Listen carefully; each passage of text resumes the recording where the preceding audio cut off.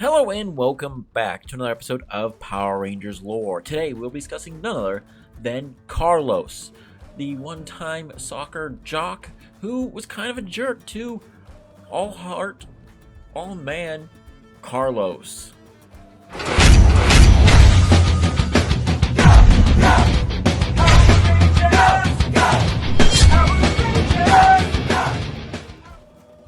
So if there's any Rangers who have changed a hell of a lot from first being introduced on the big screen of Power Rangers, it has to be Carlos. Because, if you remember him, your first thought is that guy who is always supporting the team, a little too sensitive sometimes.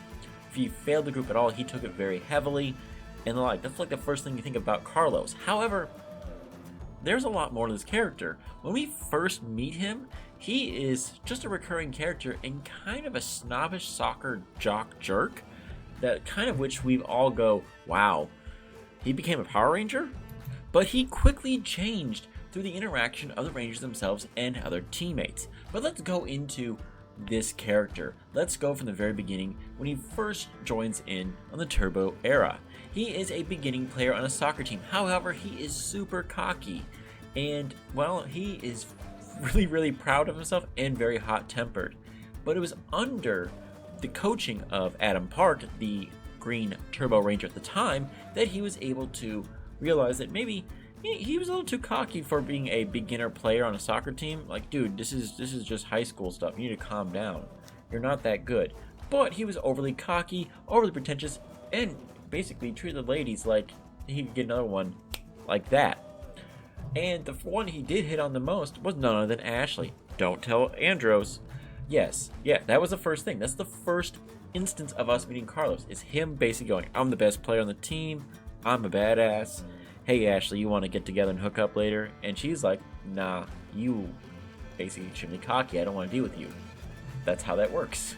Now, eventually, he would take over as the mantle of the Green Turbo Ranger, chosen by Adam himself after Adam had shaped him into a responsible adult, ready to take on the responsibilities of being a Ranger. There wasn't really much other choices because there wasn't any other real major recurring characters at the time. However, he had been there a lot longer than TJ or Cassie had been. That's how this is right there. Like, TJ and Cassie were just chosen, hey, you're right there in the spot, we're going to choose you. While Carlos and Ashley, it took them a while to basically be shaped towards that being a Ranger. However, I would say Carlos was the most changed by this entire ordeal. Now, he had a few little adventures here and there where he and, well, none other than Justin buddied a lot. Now, before they had become Rangers, they were already becoming good friends, but he was more with the adults and going with the girls as best he could. When the whole team left and the new team was taken over, except for Justin, he decided that the only other person besides Ashley that he knew was, well, Justin, and he became really good friends with him and hung out with him a lot. Justin was really smart and the veteran Ranger of the group.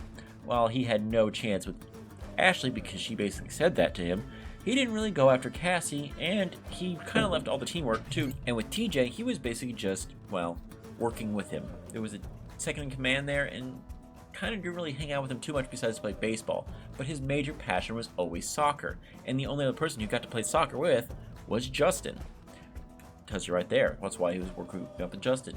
Now, on several different occasions, Justin and him had their little side stories. One of them being where Justin believes that everyone's been replaced by robots, when in truth, they were all replaced by robots because the main team had gone to another planet to deal with some issue, and robotic Rangers had been replaced so that Divatox and other Forces of Darkness would not realize that the Rangers were gone.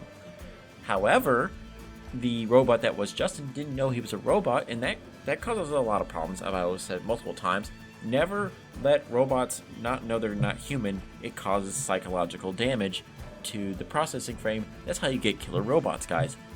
That's it. That's all we're going to do. But for that instance, when Justin's character at the time figured out that they're all robots, he had saw Carlos' face fall off, which was horrifying in my opinion, and reveals that it was metal interior. Another major traumatic experience for us as well as, well, Justin, who's a robot at the time, but doesn't realize he's a robot. That is one of the major issues I had with that, but okay. Another one of his side adventures was when Carlos was turned into a vampire. Yes, I want to drink your blood. Drink your blood. Drink your blood. I don't know what drink your blood means, but it's drink your blood. And he is bitten by Nocturne, a space bat, I believe. And he's sent up there to, well, kill the Rangers, essentially. Drink some blood. No one really believes Bulk and Skull, but Justin's the first one to go, he's a vampire, I know it. Justin is the first one and the most inquisitive of them all to realize this, especially about his friends, and going, you're acting weird, you're pretty sus. And usually he's right. I want to say this right now. Well, don't worry, they save Carlos and turn him back into being a human, but it takes a while, and he even is forced to resist with the power of friendship. Yes, he resists the lure of evil because of the power of friendship. It's never officially stated that, but you can just assume that is by the entire, what he says. Like, yeah. Now, the entire time, this whole team, except for Justin, had not known the mentorship of Zordon. Instead, they had been under the mentorship of someone else entirely. And they were forced at the end of the Turbo series, with Divatox destroying the power chamber and receiving word that Zordon had been captured and fallen to the forces of evil, that Carlos and the others Turbo Rangers such as TJ, Ashley, and Cassie were going to go after the Force of Darkness in space by taking a NASA or NASDA space shuttle to go after Zordon and save him. They had no idea who Zordon was, besides the fact he was a floating head in a trans-dimensional tube. That's it. These guys were basically going on a whim, leaving back past their lives. They had no instance of basically they were going to come back. They had no plans of doing so as long as they got to save Zordon. That was their main mission. They didn't really think that far ahead, but they couldn't because, well, things were happening so fast. The only other person who had any connection to Zordon was, well, none other than Justin. He had to stay behind because, well, he was a kid and he still had family. The rest of the group had family too, but we don't really see them too much, except for Ashley's grandmother. The rest of the group kind of just goes on this whim and goes into space. Now, this is when the entire series transitions from Turbo into In Space Rangers. Now, Carlos and the rest of the team meet Andros, the Red Space Ranger, on the Astro Megaship that they had docked with, and after a little bit, he and the rest of the group gains their Ranger powers. Instead of being the Green Turbo Ranger this time, he's going to be the Black Space Ranger, or Space Ranger Black, commanding the Mega V2 shuttle Zord. Now, Carlos becomes then serious and very introverted after this. I don't know why he does, but he does. You can see in every little thing. If he accidentally hurts somebody, he almost debates on leaving the team entirely. He almost hurts Cassie once or twice and just basically goes, I'm not worthy of this, in Turbo as well as in space. It's just, he takes everything super sensitively. Instead of expressing his emotions wise, he does this. Now, the only thing that would explain this is because he doesn't have anyone else to talk to. He doesn't have Justin there, who is also kind of like the outsider. Cassie and Ashley had already connected together. TJ was the stoic hero, as well as the leader of the group, who was always there going, I have the right advice for the right time, and I'm going to help you guys out. Carlos was kind of just left there to deal with his own traumatic issues. And because of this dealing with issues, there's a lot to be said about his character here. Now, we'll get back to that with further review. Now, on the Astro Megaship, he takes a lot of time just going through old video clips and the like, where he comes across Andros' sister, Corone, being captured and taken away. He then follows Andros to KO35 to keep an eye on him, going, something's wrong here. I keep my stuff buried, but this guy, he's got a load of secrets. We didn't even know he even had a sister. That's weird. And that's where he starts to get basically a deeper connection to Andros, who is very also cut off from everybody. But he does so because he's lost his team before, his friends before, and the like. I don't know why Carlos does it unless there's some traumatic experience in his life that we don't know. His family members? I don't know. We don't know too much about his past beyond the fact that he goes to high school and now he's a ranger. Now, this did not stop Carlos from saving Andros at all. So you see, when he went off and followed after Andros, a Cliptor intervened and took a shot at him. Now, Carlos jumped in front of the blast that was meant for Andros and nearly killed him, but he later recovered and offered to help find Andros' sister while in their search for Zordon. basically going, oh, you've got my loyalty, I understand what you're doing, I understand your motivations, don't worry, I've got you, I'm gonna help you out. And I don't think Andrews, he was like touched by it, but he's going like, but why though? And that's a good question. Why does he care? Why does he care so much besides the fact that he's a good character? Which makes you wonder, does he have a sister? Or did he have a sister that he lost in the past? And we're going to talk about why this more. Because he has a deeper connection to these younger characters here and there. Justin, Corone, he sees getting kidnapped away. And then eventually another character is going to pop up on the screen here. It's a young girl who kind of blackmails him, but he kind of takes care of her later on. But let's go on further. We skip too far ahead. Now, eventually, also, Carlos becomes kind of an antagonist by accident. He gets stung by an alien known as the Brilliant Bug. And the most xenomorphic episode of the series is one of my favorite too. He is transformed into a humanoid version of the Brilliant Bug, where he terrorizes and hunts people down in the ship, while TJ and Andrews fly off to find the cure, leaving Cassie and Ashley alone with him. They didn't know that he was going to metamorphosize into this monster, but he quickly stings Cassie and turns her into one as well, leaving Ashley alone to fend off for herself and basically have Decca seal up every area. When she's almost attacked in the command center and turned into one of those monsters as well, when TJ arrives and reverses the effects with the antidote, returning both Cassie and Carlos back to normal. It's one of my favorite episodes, and I just like the effects they did with Carlos being slowly turned into this insectoid-like creature. Now, Carlos has many different flaws, and this is one of them he takes things really too seriously. I mean, sometimes you got to think about your mistakes, but you can't let them control you completely. He felt he was making mistakes as a Power Ranger when he accidentally gets someone hurt in a line of blast that really wasn't his fault, but he's about to quit being a Power Ranger when none other than his former mentor, Adam Park, shows up and basically advises him to do otherwise. Goes, don't rely too much on your vision, focus instead on your instincts and how to best assess the situation. Sometimes you know better than what your eyes see. And he helps him through the whole thing, even to the point where Adam almost sacrifices himself by morphing once again and getting himself nearly killed. You know how I mentioned earlier about Carlos accidentally almost getting blackmailed by a little girl? Well, we're on to that part of the history of him. Now, Carlos' identity as a ranger is exposed to a young girl named Sylvia Larson, who blackmails him to do everything she wants him to do for her. Hanging out, buying things, just being her friend, quote unquote. And when she goes and asks for a moon rock, Carlos has had enough. He's like, oh, I'm not going to space to get you a stupid moon rock, and leaves. He's like, I don't care, you can expose me, but I'm not getting you a stupid moon rock. This is ridiculous.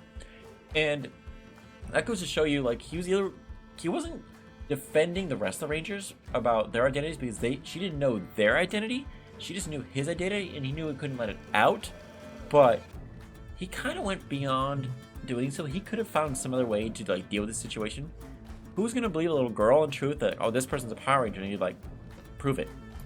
Now, he does form a connection with her and does eventually get her a moon rock after he realizes like that means a lot to her in some way. Again, going to this feeling that he has some family member that was about Sylvie's age or Justin's age that either passed away or he has always wanted a connection to, but he couldn't ever have a connection to because something happened to them. They moved away, they passed away, or something more.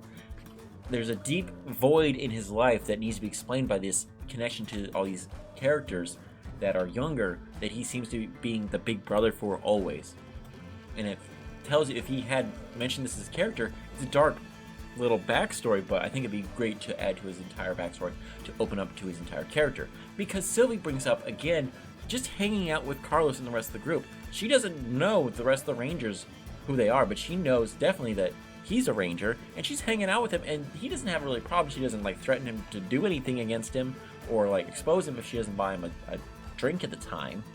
But she's there, and she actually quickly surmises after the town that they're in gets cut off from the rest of the world by basically a space dome of sorts, and she pulls the morpher for Andros, who it had fallen off his wrist, gives it back to him, and she goes, I know who you are. I know who he is. I figured this out. I'm smart. And she even, like, pushes the buttons so that Andros would get his super form. Yeah. That he didn't even know existed. That it's like she was just messing with him at some point. Like, it's a really weird thing. She's like, oh, I could die. And she's like, let's find out. Like, she just pushed the buttons and hope for the best. And Carlos was like going, she's cool. Don't worry. She's not going to tell. But she could. Like, what was preventing her from ever doing so? He just fully trusts her, and she trusts him because she sees a friend in him. That he's there for her. Apparently, a lot of her other family members are not. Okay. However, the story starts to wind down after this because, well, Dark Spectre starts his universal conquest. Not just of Earth, but of every planet that had been brought up entirely in the Power Rangers franchise, apparently, because every force of darkness is attacking all at once. However, Astronema sends her Piranatrons and her Quanatrons armies to Earth to take over. Now, as Rangers fought the foot soldiers, they're proved too much for them to handle because there's just a lot of them. They are doing Russian tactics of just, they don't have enough bullets to take out 1 million of us, and they didn't. So, it was a good strategy. In order to save the people of Angel Grove, the Space Rangers, including Carlos, exposes themselves as Power Rangers to basically draw all attention from people. Because all the people are going, I'm Spartacus. No, I'm Spartacus. You don't know the reference is basically saying, I'm the Power Rangers. No, I'm the Power Rangers. They knew who the Power Rangers were, but other people were just jumping up confusing, saying that we're not going to just turn on these guys who were protecting us the entire time. Which is a great sentiment, if like the Forces of Darkness didn't already know who the Power Rangers were. But whatever. So, there's a great big battle. However, he and the rest of the Rangers, besides Andros, are on the background for most of the time. He is the main character, kind of takes over as Andros fighting Astronema and Dark Ecliptor in front of Zordon, who then defeats them and then hits Zordon's power chamber to do a massive wave known as the Z-Wave, which purifies and destroys the forces of darkness all around. Right then and there. Now, after this big battle, once he and the other Rangers brought the people to KL-35 back home, Carlos returns to Earth and kind of like does stuff. We're not sure where he goes. We don't know if he does any more with soccer or he's opening a youth center of sorts, but he kind of just fades away for a little bit until he returns in Lost Galaxy with the return of none other than their arch nemesis, the Psycho Rangers. I didn't bring them up because, well, Carlos didn't really have too much of a big spiel with them.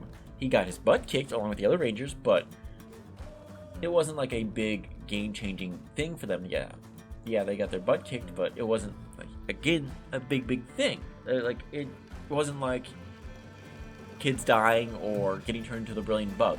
So that's why it wasn't really brought up there. Now, after when Andros, Leo, Mike are planning to rescue the other Rangers, Carlos, TJ, Cassie, and Ashley enter the Astro Mega Ship, surprising Alpha 6 to take their Astromorphers from the vault because apparently they returned them to there, going, we no longer need their Power Rangers because, well, literally every force of darkness is defeated, and they went on with their lives in some fashion. However, they were able to get across space to the Astro Mega Ship, which is across the galaxy. Yeah, I don't know where the hell they got there. I mean, like, there's talk about space travel with the Terra Venture, but they don't have, that was the first of its kind, they don't have hyperdrive, per se. But whatever. They don't explain how they got there, they're just there. Everyone morphs, they fight against the Psychos, and do pretty well. He fought Psycho Blue, and, he did good. I was really proud of him. Now, also during his fight, he also fought Psycho Black hand-to-hand combat, but because of his battle experience and his past experience, they kind of were like able to easily overpower Psycho Black in combat because Psycho Black had no idea the fighting style of the Green Galaxy Ranger was, and Carlos was going, I know your moves now. You don't surprise me. And him and his teammates whip up their Spiral Saber Blaster mode and the Quadro Blaster and fire at the Psycho Rangers, wiping them out for a time. Now, they deal with theirs. The main threat from this whole episode arc was the Psycho Pink's revenge, because she survived while the other ones were destroyed, supposedly once and for all, but we might see them in future things. Now, the Pink Psycho Ranger goes, I'm gonna kill everybody, and basically goes after a sword known as the Savage Sword, draws in Kendricks and, well, Cassie, nearly kills Cassie, and definitely kills Kendricks with this Savage Sword, turns into a super monster. The rest of the team has to work together, and they all destroy, well, the last Psycho Ranger. Now, they all have to say goodbye, and he doesn't seem like as hurt up by Cassie over Kendrick's death, but he didn't really have a deeper connection with her. Remember, he had a deeper connection with the younger hair. Just Cassie had a deeper connection with Kendricks because they're both Pink Rangers, and they were kind of hanging out before then. That was kind of it. Now, his character is shown in a tropical themed bar in a chess set. With the Psycho Rangers as pawns, being played by Bulk and Skull. But that's kind of it there. He would eventually show up in the final battle of the Super Mega Force and the like. That was kind of it.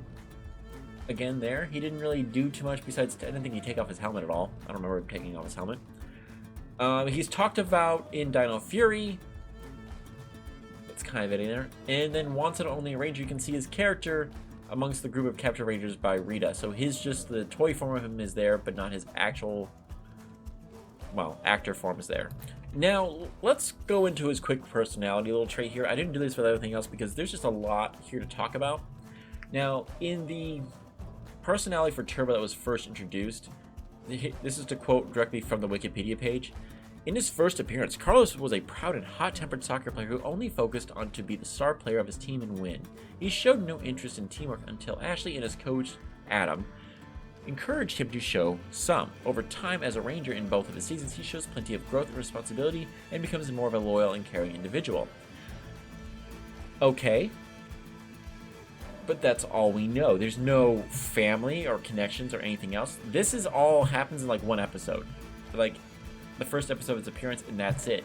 His growth in responsibility, I would say he already had responsibility. He just needed a reason for it, and the Ranger team gave it more there. He was already loyal and very caring of a person. It was already shown there. It was just cocky and arrogant. That's kind of the main issue with it. Now, in the official description in space, Carlos was a kind and handsome, outgoing student who can sometimes be stubborn. Mark right here where it says outgoing student. Raised by a very strict Mexican-American family, he appreciates the rules and values even though he doesn't always agree with them. At 17, he is the youngest of 4 children. Okay, he's the youngest of 4 children. Carlos is a good student and integral soccer player. He happens to be every girl's idea of a dream date. Yes. Except for he never goes on any dates. He's the youngest of 4 children. So I don't like this character background. If he said if he was the oldest of 4 children, that would have been a better detail of why he goes to Justin, why he takes care of all the other kids figures in the group. I don't know. What are your opinions in the bio of Carlos here for just his quick little official description in space? Now, he's a good student. He's a good soccer player. Every girl's idea of a dream date. No offense to the actor, but that's just, I never saw that at all. Because the person who had the dream date and stuff like that was Andros and Ashley. Or let's think of every other character who had a relationship here. Cassie and Phantom Ranger. Just think of that. Like, there was no dream date. TJ and Kat. I messed it up. Tommy and Kat. Tommy and Kimberly. Tommy and anyone. Like, that. Like, there's no dream date here. Like, that's just a terrible description. But, so that is the story of none other than Carlos, the Green Turbo Ranger, who eventually became the Black Space Ranger. We don't know if he ever went on from there to be a huger soccer star besides what he was in high school.